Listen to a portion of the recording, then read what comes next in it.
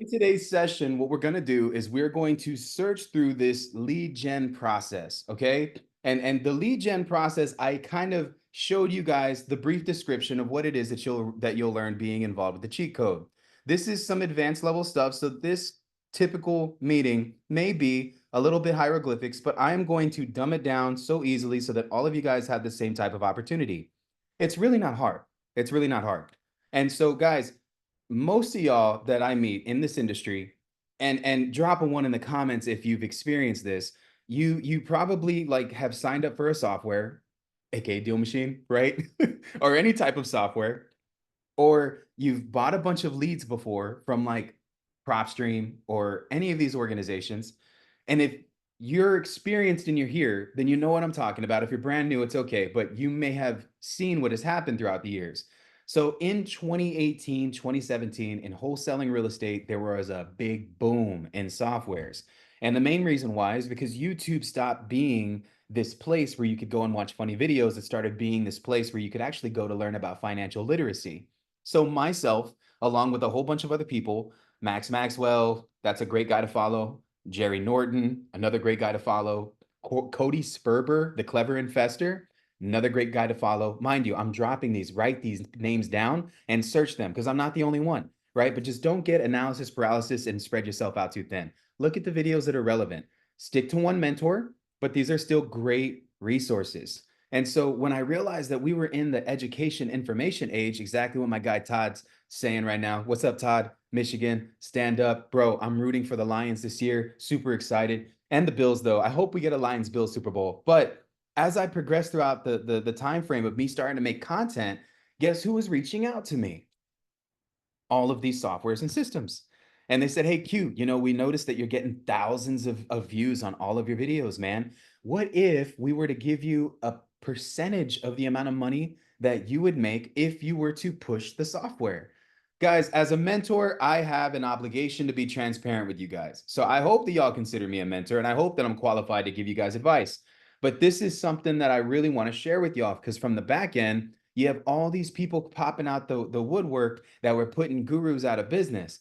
Gurus at the time in 2007, the real estate crash, and then the boom happened in 2008 to 2013.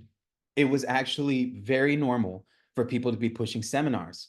And so what was a seminar? Seminar is a place where you essentially see like an opportunity on the internet and you're like, whoa, I want to learn how to flip my first property without using any money or credit. And so then you would go to this seminar. It would be a free weekend class. You'd be there for one Saturday, and it could be like a Rich Dad, Poor Dad. It could be like a Clever Summit. It could be all these different places or a RIA. And the guy that would be talking would tell you just enough to get you to raise your hand and say, who would want to invest $10,000 today to be able to flip a property within the next 90 days and make a minimum of $30,000 to $40,000? You see what they're doing? So then you raise your hand because you're so excited you have 10 grand. And guess what they're doing in the back? They're writing your name down. They said seat 25, Quentin Flores is willing to spend 10 grand. And at the end of this, guess what they're doing? They're pulling you into the back and they're trying to close you on a high ticket coaching mentorship. That's how that worked. And so then the information boom came. Bam, everybody started making a lot of money on YouTube. And what a lot of people didn't, what a lot of people loved, like myself, was that YouTube gave us passive income. Guys, there was a point in time my YouTube channel was paying me $26,000 a month. $26,000 a month. You know how many rental properties I would have to own to make that amount of money? I'd have to own a little over 200 doors to make that amount of money, $27,000 in passive income every month. And so from YouTube, that was one source of income. The second sources of income were in the form of affiliates. And so all these platforms were paying me to say that their software system was the best one to use. Okay. Not only were they paying me, they were also giving me a revenue share of the amount of people that I got to sign up with the software. Some of you guys fell into that. It's okay. I want you to know that I mean well. So if I push a software, I'm no longer being compensated for it anymore. Almost all of the platforms stopped doing that for all of us that have big platforms, like myself with my following and the people that are in here. It's by no mistake that within 3 weeks' time, I got 170 people to sign up for something. That's just me being real. No one else will be real like you with this, okay? I just want to always be transparent so that I have your loyalty and that I'm here for you and that you guys can know that I'm a resource, okay? I'll never lie to you. I'll always keep it a buck.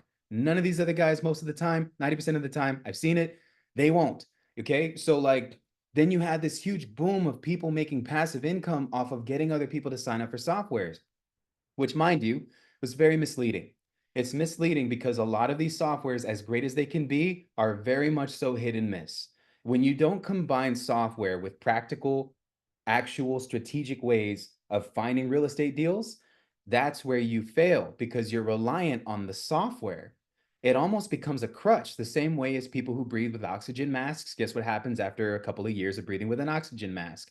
You never get your lungs back, and you're always reliant on the mask.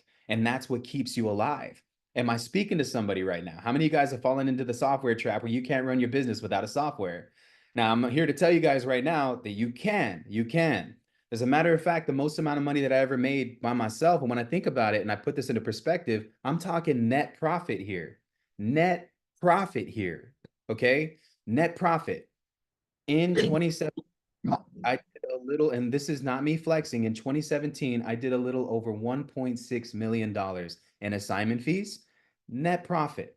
I had no overhead. There was no softwares. There was no systems. Till this day, even with me having a giant office and producing multiple seven figures, most amount of money I've ever made wholesaling real estate was a little over $4.2 million. Now, I know that might seem like a huge flex for you guys. It wasn't. Guess how much my net profit was? I would take home $300,000 a year in income that I was being taxed for because wholesaling real estate is a very active income thing. And so, man, I just always want to be transparent, right? You see the big number, you see Q, oh my God, making 4.2 million, but then I'm only taking 300 grand home. And now I'm a slave to an office. Granted, I had more time. I loved having more time. I loved the fact that I didn't miss a lot of the important days of my son. Love the fact that I was there for my wife and that I was able to support her in her music career and the things that she was wanting to do. But it was a reflection on what the solopreneur could do. Guys, I want y'all to understand this. To scale a wholesaling real estate business, you do not need a big office. You do not need a huge place to do business at. You don't need a bunch of employees underneath you. You don't need any of that. Guys, if you can spend less than $3,000 a month, I'm talking in overhead, you can have a business that can produce over $2 million a year wholesaling real estate. And so, for all of you guys that are here, this is what I'm trying to teach y'all today. All right. Not just that, but I'm going to show y'all the correct way that I had did the business before I was blinded by softwares and systems. Guess what happened to my company that was producing multiple seven figures? You know why? Because we were dependent and reliant on softwares. This thing that I had done before, man, I'm telling you guys from experience, okay, this thing that I had done before made me way more money than having the huge system with all the people and all the VAs. Guys, you only need three VAs. You need one who can cold call, one who's a lead manager, and one who can sell your real estate deals. That's it. Your systems manager is going to be managing the back end, $4 an hour, $7 an hour. I think you can get a good system manager these days for like 8, 7. So never go cheap on your employees, all right?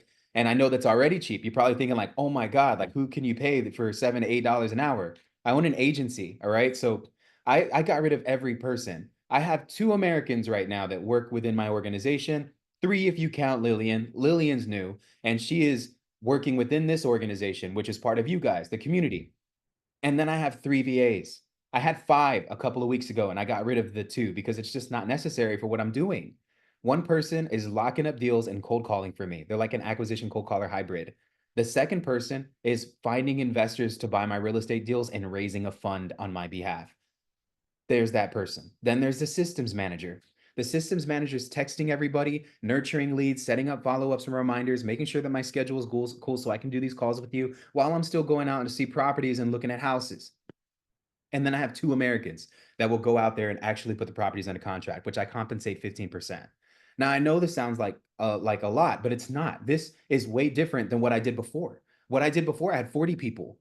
Literally, I had a CFO, a CMO, a COO, every type of OO you can think of, I had. Okay. And my overhead was a little over $100,000 a month if you included an office, a studio, and a gym, because that's what I had. And then I just realized that we were making 150, sometimes $100,000 a month, and I was spending $100,000 a month, sometimes 120. My profit margins were so low, it wasn't even favorable. And so, guys, my overhead currently For my office is 3 grand, and for my team, it's a little over 2,600. I'm right under 5K to produce the amount of money that I make every single month, which is well over 6 figures. And we're still, mind you, closing the same volume of real estate deals with less. You see, guys, it's a crazy thing. But when I first got into fitness, my trainer had told me that I wasn't losing weight because I wasn't eating more.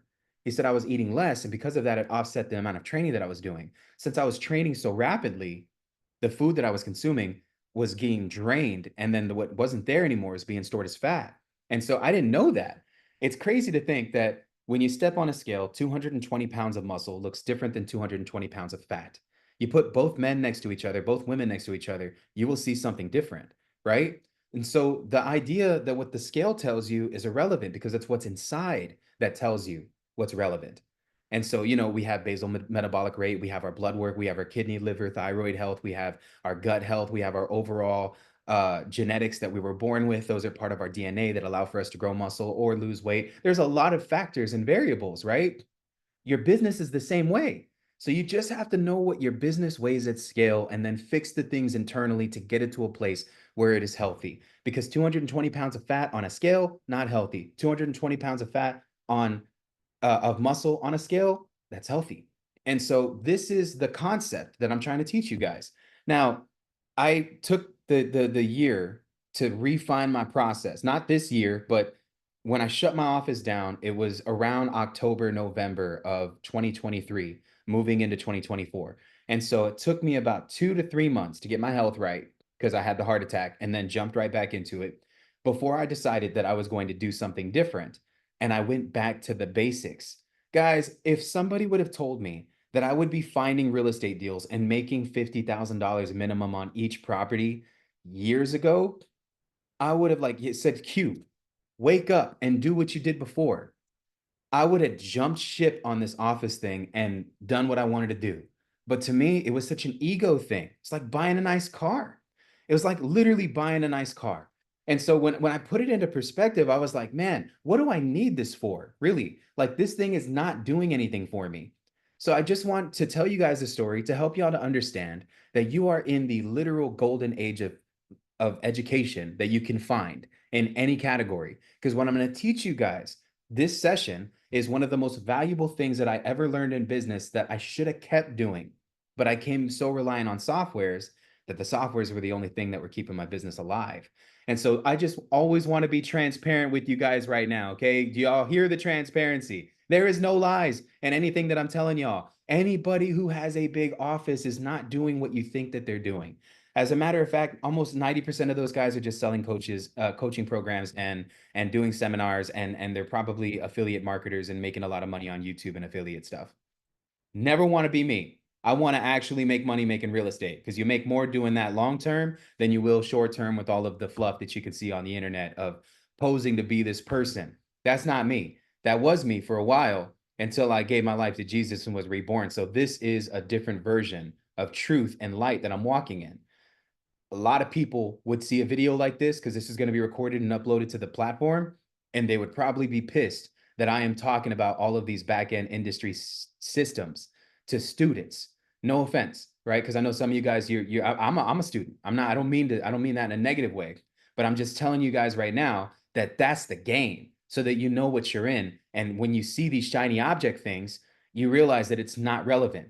You can say, oh, Q mentioned that ad that I just saw, that thing I just saw, that software, that system.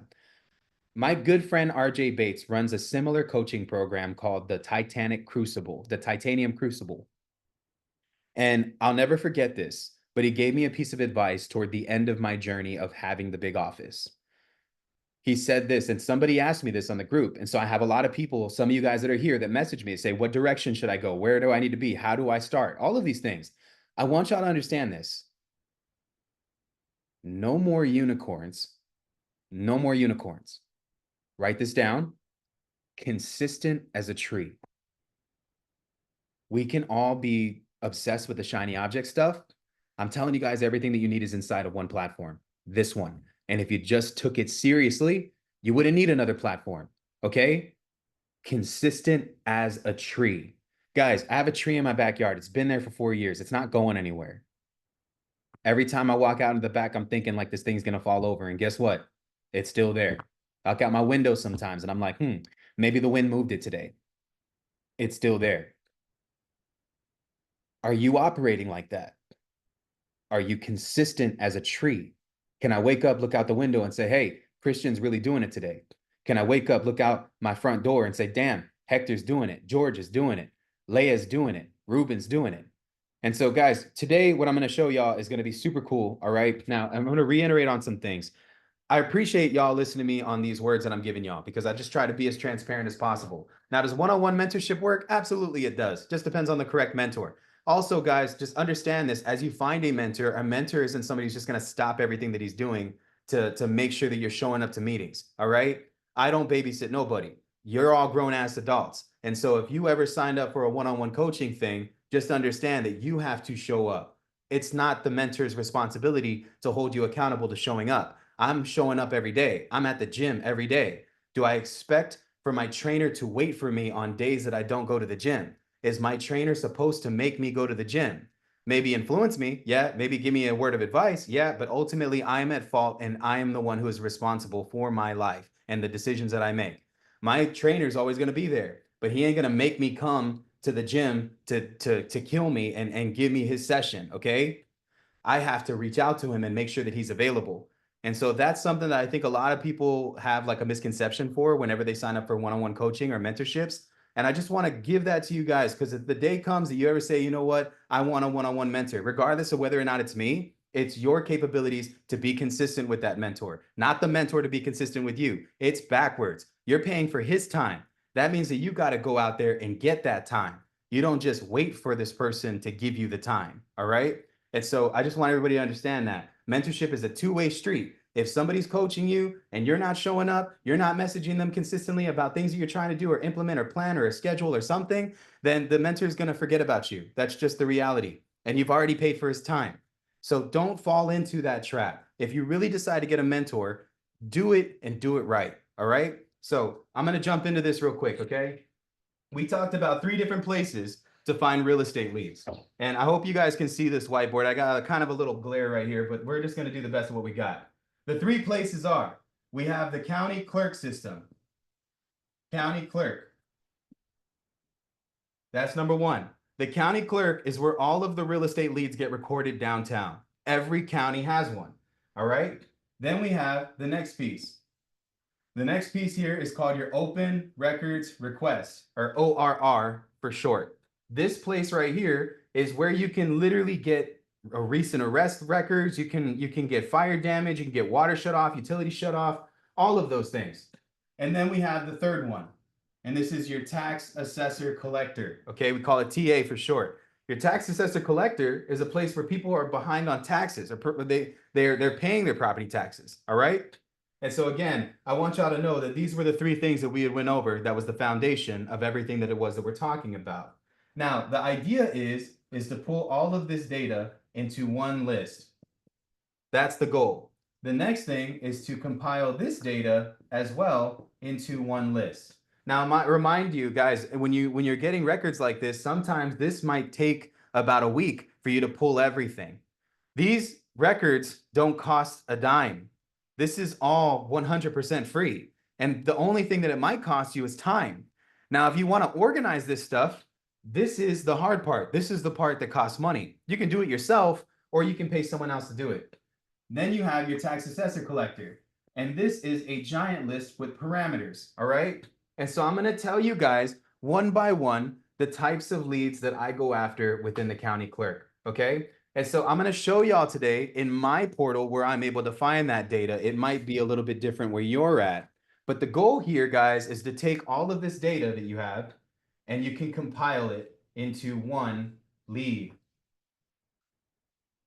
We're going to call it 123 Main Street.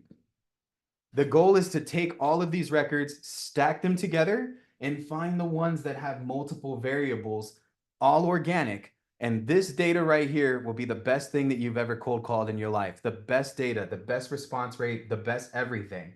So your county clerk system, guys, you can pull a bunch of different types of records. Your open records request, you can pull everything from code compliance, recent arrests, all kinds of stuff. I'm going to show you what the portals look like. And from your tax assessor collector, you can get a list of every single property that is paying property taxes. It's millions of records. And so now there's a cost that comes into play. Pulling it is free, mind you. Most of this is free. This place right here, they might cost you anywhere between 25 to 50 bucks. That's it. Because it's sometimes in like a disk format. All right. Now, again, guys, what we're doing today is called data stacking. That's what it is. We're stacking the data together.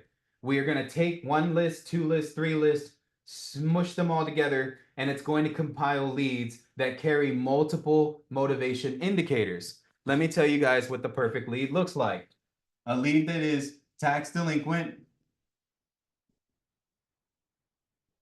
Inside of the tax delinquent portal, you can tell that they're a senior because it'll say that they have an exemption against their taxes, that they're senior, plus code compliance, meaning they're not keeping up with the house,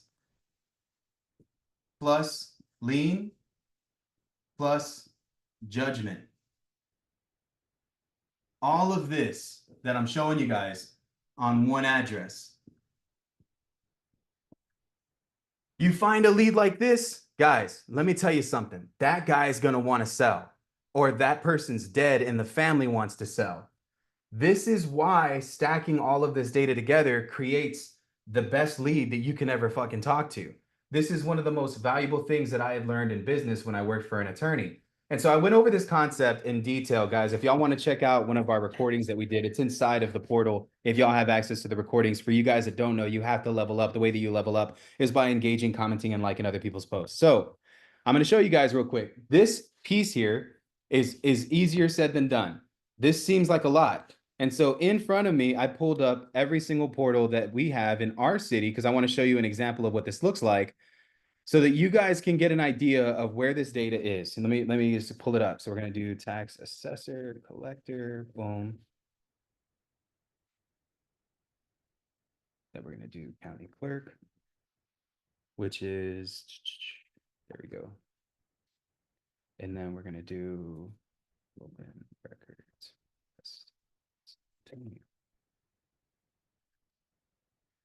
Now you guys can do it here. Doesn't matter to me. There's so much meat on this bone. It's not even funny. Like almost nobody's doing it. I've rarely, even after showing this strategy to multiple people, I've ever ran into somebody that is doing the same thing that I'm doing at the caliber that I've been able to do it. I have no problem showing you guys this. Okay. So I'm going to share my screen with y'all real fast. All right.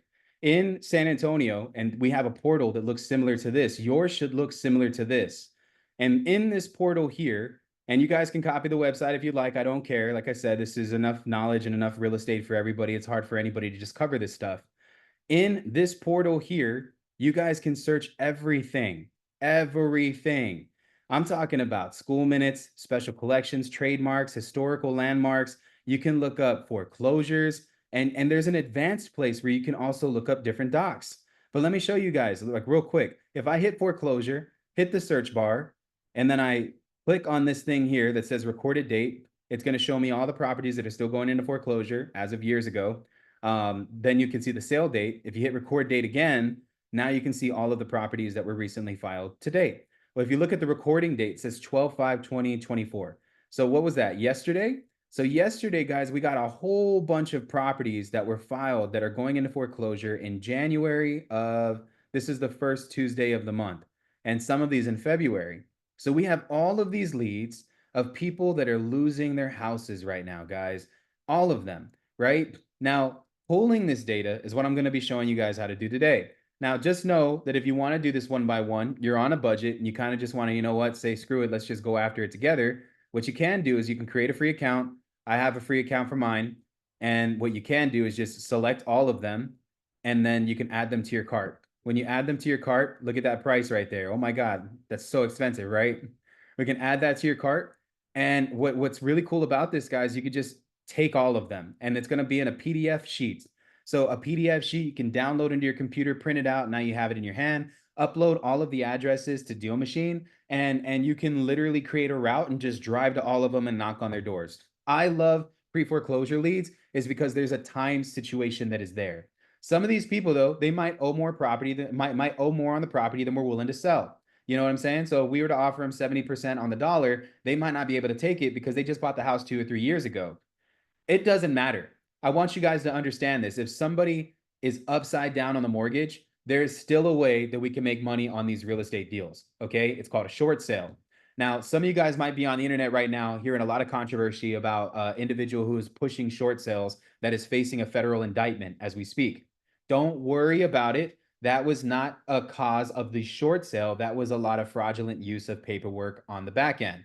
I'm not going to name anybody. I prefer that you guys, if y'all know who I'm talking about, you keep it out of the comment section. It's not relevant to what I'm teaching, but just know that there are multiple different types of strategies for all of these houses. So anybody who's going into foreclosure is a lead. Anybody, all of these. You bring it to the group. I'll show you how we can close these in different types of ways. We can start doing case studies, and I will make courses upon courses of every single type of real estate deal that we are closing within this group. Guys, there's so many ways to buy houses. It's not even funny that don't require any money, like none. Some of these people might even pay you to take the house. I've literally had a lady give me 20 grand to take the house. Now, these are great leads. I always recommend that if you are starting out, hit foreclosures first and start driving to these properties and knocking on these doors to get that experience. I never do it right off of the rip because they have so much time to fix the situation. Like, look at this guy. He just got the notice of foreclosure yesterday, probably slapped on his door over the weekend. He's going into foreclosure on the 7th of next month. If you knock on his door right now, he doesn't have a lot of urgency yet. Not yet. But we can call him still to see if he does, because we never know. But sometimes, guys, you'll go to the house and they'll shut the door on you trying to tell you that they can fix it. You want to leave your information there and tell them to call you and make you the last call that has to be made in the event that they're not able to fix it. So that happens, okay? These foreclosure leads, you can literally put them in a cart, take them with you, and start driving, bro. These are the best foreclosure leads. It's more accurate than any system or software that has it. And every single county has one of these. There's even places like foreclosure.com, auction.com, where you can pull leads like this that essentially will help you in finding more properties that are going to foreclosure at different times in the months. Some people aren't just going to foreclosure for mortgage, they're going to foreclosure for judgment, for a lien, for taxes not being paid. There's a foreclosure auction for everything. But this right here, this specific thing that I'm showing you is a mortgage foreclosure. So a bank is foreclosing on this property. Or a person. Sometimes it's a person that financed somebody on a house. So I want to show you guys that. Those are foreclosure leads that you can pull from the county. Now, if I were to hit advanced search here, you guys scroll down. There's a little place here where you can look up properties that have federal tax liens against them. For y'all that don't know, there's a difference between property taxes and federal taxes. Property taxes are essentially non-tax payments towards a piece of real estate. Federal taxes, federal tax liens are involved when somebody who owns a company or an LLC and there's real estate in the LLC, they get a tax lien put against their property by the IRS because the IRS and our federal government can tell that as a business, they're not paying their taxes. So then a federal tax lien will get put on that person. Understand this, federal tax liens, if they're not dealt with and they're not dealt with within a timely manner, if it's within the hundreds of thousands of dollars range, you're facing years in prison. Okay? So federal tax liens, you don't fuck with a lot of things. Don't fuck with the IRS. For all my people that are here, pay your taxes. I have to say this with curse words. I apologize, but it's that serious. If you're going to get into this business, put aside 15 to 20% of your income every single year. If you made $100,000 a year, put aside 20%, 20 grand. You're going to pay half of that in taxes. The other half is going to be considered write-offs. Invest in a laptop, invest in computers, invest in things that you need, invest into a truck that weighs over 4,000 pounds. All of these things are considered tax write-offs. You can even fucking start a wine business online and be a wine connoisseur, and that's considered a tax write-off. I will do a whole course over taxes. Mind you, I'm not a tax professional. I'm not licensed to give you guys tax advice. I am experienced to give you tax advice. So if I give you advice on these things, just take it with a cup of salt and also maybe a little bit of sugar because it might not work where you're at. But I know a thing or two as I've paid a tax bill that was on an income that was $23 million and my tax bill was 6 million. I barely got out of that. Okay. And so I just want y'all to know, making a lot of money sounds cool till the IRS gets involved. If you hit OPR, OPR will give you all of these different types of docs. Guys, you can get child support liens, affidavits. These are pre-probate. I love affidavits. Affidavit of heirship is what that's called. Now, affidavits used to be the deed back in the day. Like, I don't know if y'all know what a deed is, but a deed is like a title to a house. So when you say, I got the deed in hand, you're basically saying, I got the ownership of the property. Most people don't know what those things mean. So I try to dumb it down as much as I can. It's literally like having title. Divorce decrees, we can scroll down: foreclosures, hospital liens, judgments. This is a lien against somebody who, a lien against a property for an individual who hasn't paid a hospital bill. A judgment is someone who just lost a lawsuit and there's a default judgment against them that's attached to the house. Landlord liens are from tenants. This is a tenant who lives in a property where the landlord isn't not keeping up with it. It is not the tenant's obligation to fix the house, it's the landlord's. And so, what happens when you live in a house and the freaking walls are falling apart, or the AC doesn't work, or the roof's caving in? The tenant has the obligation to go and put a lien against the property for the work that they're putting on the property. That's what's crazy. And so a landlord lien, guess what that is, y'all? Tired landlord. And people don't know that. So then you have liens. Liens are very simple. It's basically somebody putting a piece of debt against a house. A lis pendens is an active lawsuit requiring involving a piece of real estate. Could be for a lot of different reasons. A mechanics lien here, mechanics lien is like, I did the work to DeAndre's house and DeAndre didn't pay me. So then I would go and I'd put a lien against his property. These are great. I love mechanics liens properties because there's a lot of controversy around them. It could be a contractor that did the work on a house, and for whatever reason, the person who lives in it can't pay it. So the contractor is just going to wait around so something happens with the house and then they get compensated. Memorandums. A memorandum is similar to an affidavit. It's an oath that is being sworn. I'll probably have to do a whole session on what all of these documents mean, and I think that'd be beneficial to add that to a course. What do y'all think? Drop a one in the comments. I think that having real estate terminology and knowing what each financial deficit is, again, because we look for four things when we're looking at these properties, right? We look for death, we look for divorce, we look for distress, we look for debt. Those are the four things that we're consistently looking at, but these all represent something. Now, memorandum is also what most wholesalers do in this business. For my experienced folk, who knows what a memorandum is? If you can tell me what it is, I'll give you 500 free skip trace leads from my business. Who can tell me what a memorandum is right now? First comment in the comment section. I'm interested in knowing. You can even just unmute yourself and say it out loud. Come on. What is a memorandum? Who can tell me that? Come on, guys. I got the Google experts in here. Dang, come on. Going once. Can you hear me? I can hear you now. What's up, Todd? All What is right. it? Memorandum puts a stoppage on or puts your interest in the property to buy so that it cannot be sold without you removing your memorandum. So they cannot go around you, right? That is somewhat correct and not. But that's why you're here, so I can educate you. What most people in wholesaling real estate and in investing real estate know as far as what a memorandum is, they call it a cloud on title. Because what people will do, in essence, for a memorandum is they'll essentially say that they have a property under contract. Guys, I want you to understand that. If DeAndre has a property under contract, which is a good friend of mine, and then I go and I try to buy it, and that lady didn't tell me that she signed an agreement with DeAndre, if there is not some type of memorandum that states that DeAndre actually had that property under contract, I can close over it. Now, it's illegal for a seller to put to put the same property under contract between two buyers.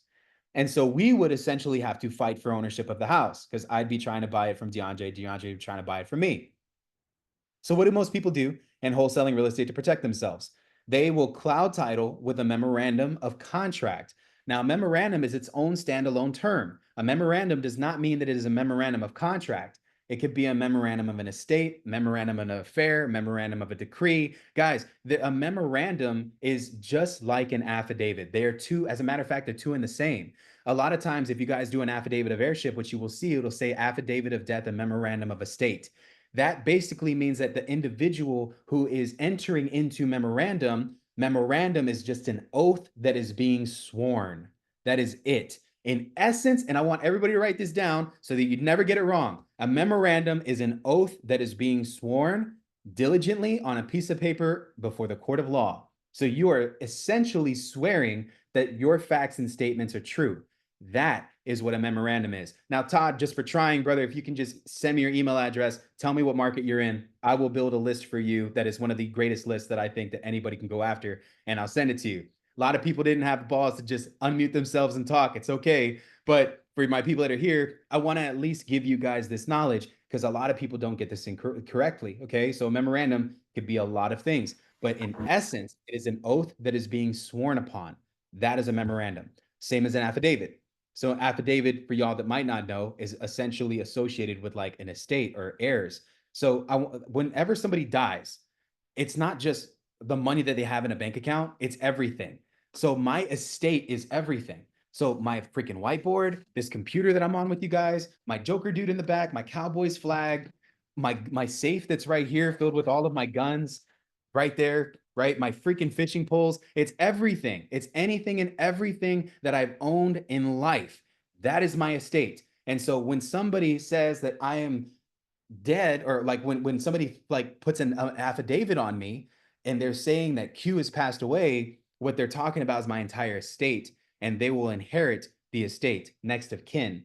I'll go into a whole session on curative title work and memorandums of contract and affidavits of heirship. Those will be things that we will be talking about as the weeks fall off of the calendar moving into next year, because I think that a lot of you guys are going to be running into these title issues. My goal is to show you guys how to find them and then show you guys how to fix the title so that you can make big money.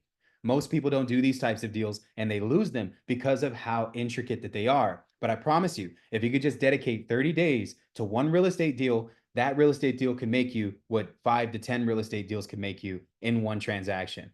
Quote me on that and never forget it. I promise you, it's been the most amount of money I've ever made. You can work really, really hard building a volume based business, or you can learn how to deal with title issues in volume. That's what you want. All right. So, a memorandum, guys, for y'all that don't know, is a lot associated with wholesalers.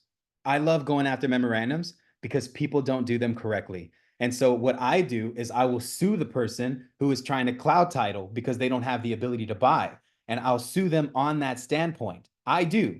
And so just understand that when you put a memorandum on a property and you didn't have the actual intent to purchase a house, you are in default. And so that memorandum, that cloud that you put on title, can be removed. And that's done through the court. Now, I can sue you and you can go to jail for this stuff because you falsified a memorandum, which is a federal document, and you'd be looking at 5 years in prison, minimum 10 to 15 years max, or you can release the damn thing and we can make money together. And so that's kind of how that works. I want you to understand that that is a strategy that you'll learn being involved with this group. I'm going to show you how to correctly do memorandums of contract as well. Now, going back to this portal, there are so many different types of documents that you can pull here, just like you can pull in your own. Now, if you do not have an online portal, guys, there is a portal somewhere.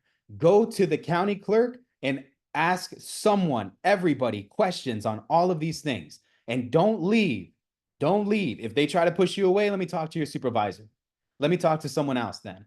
Get into the other line, talk to the person next to them. Be as aggressive as you can, because a lot of these people, they think that we're taking advantage of people, but no, they don't have the mental capacity to understand that we're here trying to help them in the worst times of their lives. So let me show y'all something real quick. So this is an affidavit. Now, an affidavit, again, is just like a memorandum. It is an oath that is being sworn upon.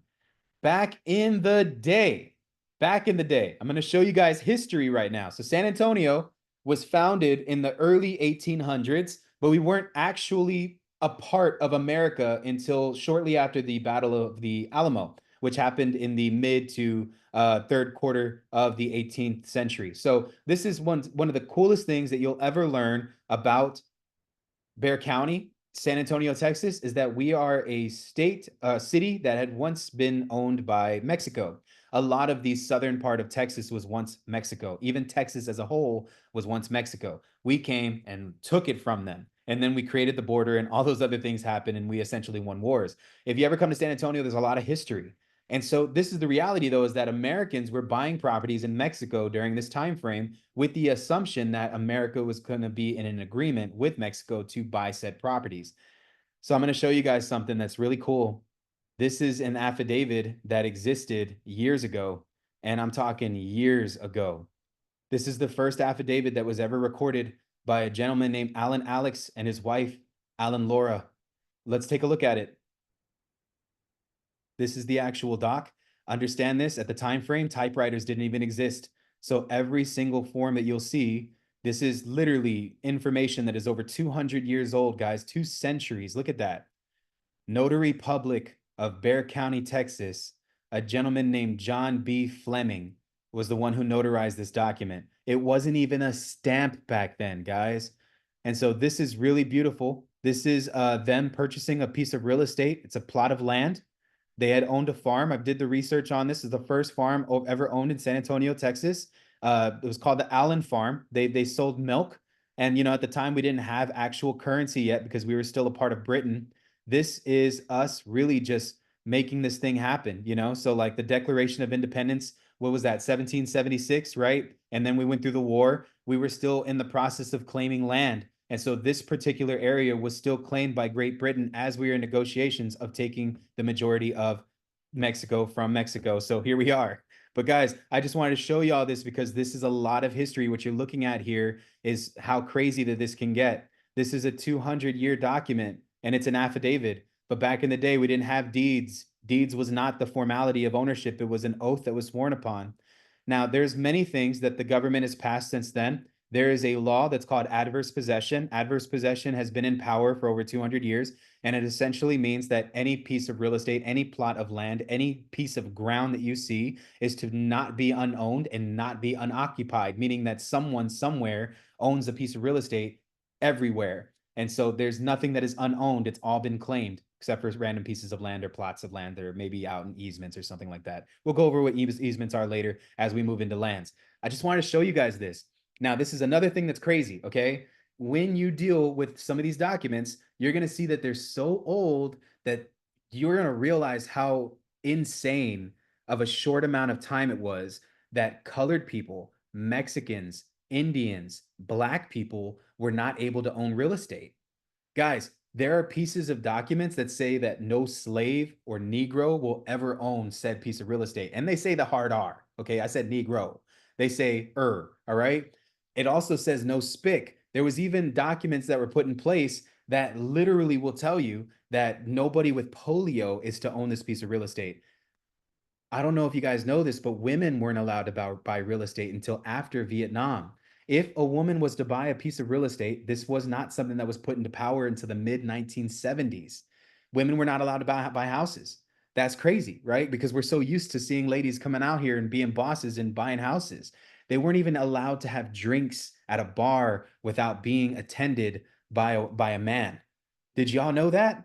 And so there was a lot of things that you'll see, and there was a big boom because in Vietnam, what happened, right? We went and fought a pointless war, sad but true, and it was a war on oil. We were trying to get better gas prices, and in doing so, we had led a lot of American soldiers into the addiction of heroin.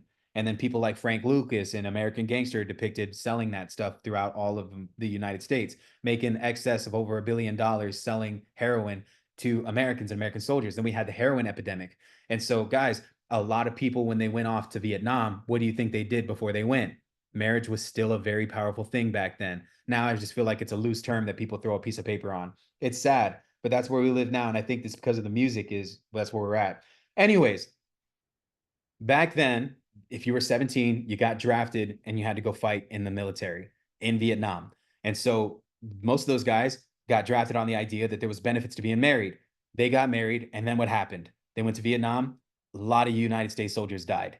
And so then women were inheriting the estate. Then, our president got indicted and they brought in a new president, and all the promises of the previous president who put us in Vietnam in the first place went out the window. So if you ever see anybody who's rocking a Vietnam veteran hat, shake that person's hand and thank them for their service, because they got the short end of the stick on what was promised to them, which is why you saw a lot of Vietnam veterans kill their families, commit suicide, a lot of things. But women were left with real estate. And this was the biggest boom in female owned real estate that we had ever seen. I love real estate because it's rich in history and it tells a story. And as you go into these properties, when you guys might buy a house that's over 100 years old, you are going to run into these things. There's this thing called a chain of title. And a chain of title essentially starts from when the property was created and the land was found, all the way to where it's at now with a piece of real estate on top of it, a house, a brick wall, a shed, whatever was added onto it. Those things are going to be depicted in what's called a chain of title, dating back all the way to the foundation of that property of when it was created. So guys, I just want y'all to know there's so much more to this than what I'm talking about. I'll probably have to dive into it on another session, but for the sake of this video, I'm showing you guys now what this looks like. All right. So, with that being said, y'all, that's an affidavit. This is one place where you can get real estate records for your business, and it's organic. There's nothing more accurate than finding leads here. Okay. And so, with that being said, that's your county clerk. If it doesn't look like this, you need to go down there and find it. This might take some time and some research, but if I could give y'all some homework, spend the next 2 hours looking for an online portal for your county clerk system where you can see these documents.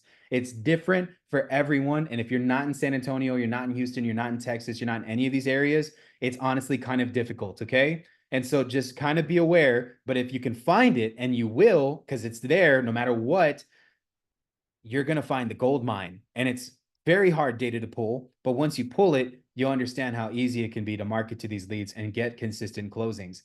The second place is open records request. Now, guys, I love this place so much. This place is so cool. They have so many different types of records, and it's free to create an account.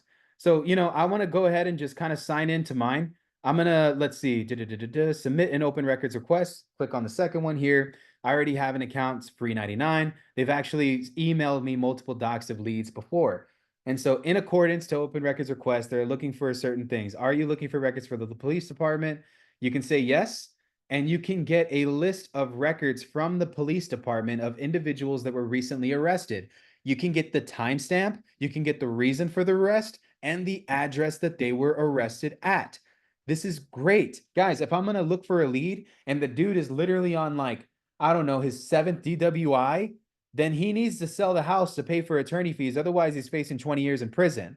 So this is a great tool to get recent arrest records for your real estate business to help these individuals that are going through these things. Now, there are so many different types here that you can look for, okay? And what I like to go for immediately, one of my favorites, is the code enforcement records. I am requesting a list of properties with code enforcement violations. That's it. Are there any addresses, names, or keywords that you can provide? No. Is there any specific date or time frame for this? No. Preferred method to receive documents? I like email. If you have any documents that may assist in responding to this, no. So we'll just submit. And that's it. Guys, just with a few clicks of a button, I just pulled the list right now of every single property that is currently not compliant with the city's rules and regulations on the literal hygiene of the exterior of a property. So these are all those houses that Deal Machine looks on Google Maps to find all the ones that look dilapidated. This is that information as accurate as possible. If I'm looking at a house and the property is vacant, right? Or let's say they have a lien or a taxes against them, or they're owned by someone who's a senior and they're two years behind on taxes, and I stack that list against the code enforcement verifies that that individual owns this piece of real estate, but is owing the city because they're not compliant with what the status of the house needs to be at, the hygiene of the property, the rehab that needs to be done. This could be overgrown grass. This could be broken gates, fences, cracks in a window, cracks in a house, cracks in a roof, whatever you can see. If the house looks like it's falling over, those are code enforcement violations, and the city will put that on them. And you could just come in here and request it. Now, sometimes, guys, you're going to actually have to go to a place to request this info, but they'll give it to you on either a disc, they'll give it to you on paper, or they'll email it to you on a list format.